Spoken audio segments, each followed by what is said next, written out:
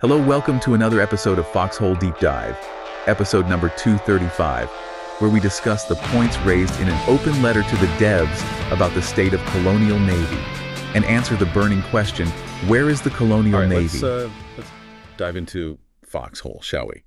Specifically, naval warfare. We've gotten some feedback about how the Colonial Navy is doing. Not so well, according to some folks. We got a report from a Colonial gunboat captain who's, he's pretty passionate about seeing some changes. Let's see what he has to say. Yeah, it sounds like there's some frustration out there. It's interesting though because we're not just talking about like individual ships here, are we? We're talking about how the whole system works. You know, player perceptions, the actual game mechanics. It all kind of comes together. Right. It's not just about who's got the biggest guns or the fastest boat. It's about how all those things fit into the whole war effort. Yeah, exactly. Yeah. And it looks like one of the big turning points, at least from what this captain's saying, is Update 56. Yeah, this captain who goes by iScout, he talks about this golden age of naval warfare, like before Update 56. Yeah. A time when both sides had their strengths and weaknesses and things were pretty balanced. He describes these massive gunboat swarms, like just tons of these little ships, overwhelming bigger vessels. Sounds kind of crazy, right? Yeah. But then Update 56 hits and introduces new ships, like the Warden frigate and the Colonial Triton submarine, and on top of that, torpedoes get a huge damage boost. And that's when things seem to go south for the Colonials, at least according to iScout. He's arguing that those changes, plus some of the ways the game works, had given the Wardens a real edge. An edge, huh? Yeah, like an advantage. Yeah, yeah. And a lot of the frustration seems to be focused on this one Warden submarine, the Naki. A Naki. Yeah. iScout's claiming it's basically untouchable. And there are a few reasons for that. Okay, I'm listening. What makes it so tough? Well, for one thing, there was this bug that let Nakis carry way more torpedoes than they were supposed to. Oh, really? More torpedoes? And that, combined with the torpedo damage buff, made them incredibly powerful, like just devastating. Now, that bug has been fixed, but the damage was done. Right. It left a mark. I bet. Yeah, getting hit by a swarm of torpedoes, that's going to leave an impression. For sure. But it wasn't just the torpedoes themselves. Apparently, Naki crews were exploiting a mechanic that let them repair their subs underwater. Whoa, repair underwater. Yeah.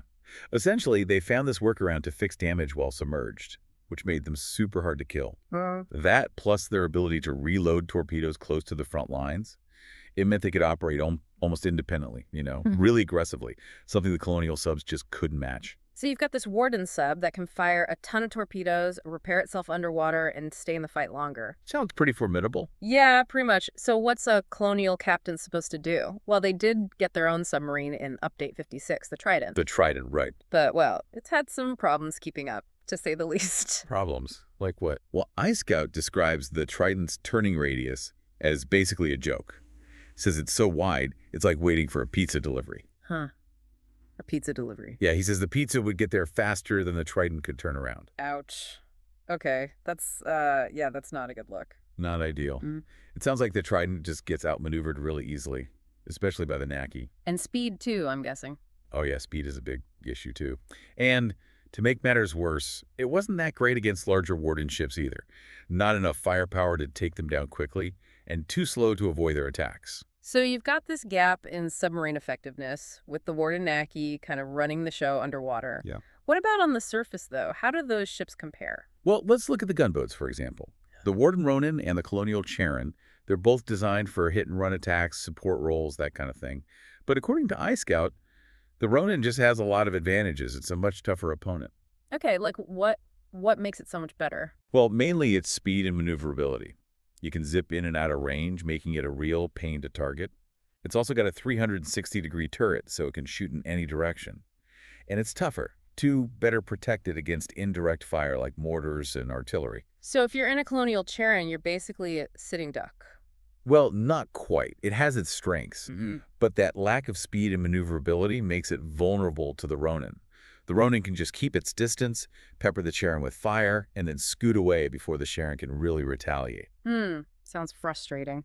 Yeah, it can be. And iScout mentions that larger Colonial ships, they're especially vulnerable to the Warden gunboats and frigates. The frigates too, huh? Yeah, he actually gives this example where 12 Colonial gunboats couldn't take down a single Warden frigate. 12 against 1. Wow. Yeah.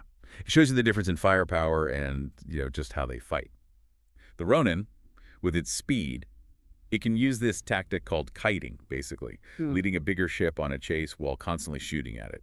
And the frigate itself, it's just a beast. Lots of firepower, good defenses, really tough to crack, even for multiple smaller ships. So it's looking like the Colonial Navy is at a disadvantage across the board here. Submarines, gunboats, larger ships. Yeah, it's not looking great. But what about the gunboats? Surely the Colonials have some strengths there, right? Not so fast. iScout paints a rather bleak picture of the gunboat situation as well. Oh, They describe how the Warden Ronan gunboat, with its superior speed, maneuverability, thanks to a 360-degree turret, right. and surprising resilience to indirect fire, Yeah. became the bane of colonial gunboat crews. Wow, they even compare the Colonial gunboat experience to Batman trying to outwit Superman. They have to be incredibly strategic and tactical, using every trick in the book just to stay afloat against the Ronan's raw power. It's a David and Goliath situation. The colonial gunboat, the Charon, has Yeah. to rely on cunning and precision to stand a chance against the Ronin, Right. and even then it's an uphill battle. So what exactly makes the Ronin such a formidable opponent? Is it purely down to its superior stats? It's a combination of factors. First, you have the raw stats. The speed, the maneuverability, the resilience. Yeah. But it's also about how those stats translate into gameplay advantages. Right. The Ronin's speed allows it to dictate the terms of engagement. It can choose when and where to attack. And it can easily disengage if things aren't going its way. Yeah. The 360-degree turret gives it unparalleled flexibility in terms of targeting. And its resilience to indirect fire makes it incredibly difficult to take down from a distance. iScout specifically mentioned the effectiveness of Warden deck crews using ATR rifles to disable Colonial gunboats. It sounds like a tactic that takes advantage of the Charon's weaknesses. Absolutely. The ATR rifle is a powerful anti-tank weapon. Yeah. And when used against a lightly armored gunboat like the Charon, it can be devastating. Right. Warden crews would often position themselves on the decks of their ships and use these rifles to cripple approaching Charons, taking out their engines or guns and leaving them dead in the water. Unfortunately for the Colonials. So it's not just about the ships themselves, it's also about the tools and tactics available to each faction. And it sounds like the Wardens have a significant advantage in that regard. They do.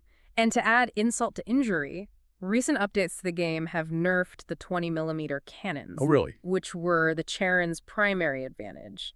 These cannons were once a reliable counter to larger ships. Right. But after the nerfs, they became practically useless against anything bigger than a gunboat. It's starting to feel like the Colonials are facing an uphill battle on all fronts. They're outmatched in terms of submarine warfare, their gunboats are struggling to compete, and even their best weapons have been nerfed.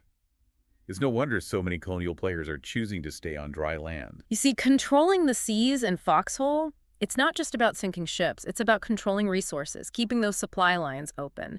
It's about projecting power across the map. A strong navy, it can really dictate how the whole war plays out. So if the Colonials are having trouble keeping a strong navy, it puts them at a big disadvantage, like strategically.